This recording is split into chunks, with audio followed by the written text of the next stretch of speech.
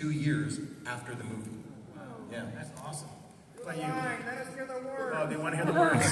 They want to hear. It won't sound the same. You guys know in the movie, that's the video game creator's voice because they wanted to be authentic. I'll say it, but it won't sound. Get over here! Yeah! But it was Ed Boon's voice.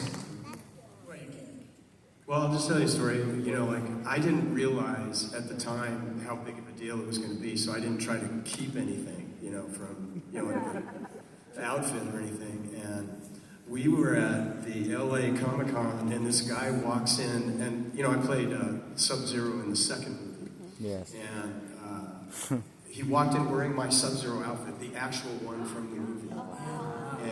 And he goes up, and he comes up to Chris, he goes, "Hey, I've got yours too in the car. You want me to go get it?" What? And Chris was like, "Yeah." Chris is like, what? And he comes in, and he gives Chris the Scorpion outfit, the one from the movie. Okay, well, hold on. Let's backstory this. First of all, there was a fire at the warehouse where all of our costumes were kept. And everything burned. Because after the movie, you know, a few years later, I went to Larry and I go, "Hey, I'd like to have my original suit." I kept a couple pieces, but I didn't keep the whole thing. And he goes, "The warehouse burned down." Wow. So, according to Larry, no suits existed. And so him and I had been talking about that, and then this guy walks in, wearing his suit, and then he comes in with mine. But there's a lot of cosplay and a lot of duplicate outfits I've seen over the years. Yeah. But I look at it and I feel it, I'm like, God, it feels real. But then it had something on it that no one knew about because I never talked about it in any interviews. When we were fighting, we were moving so fast that my top part kept coming off. Mm-hmm. It kept sliding off. Okay. So what we did, the costumers put duct tape underneath the thing so it would stick to my spandex top to keep it in place.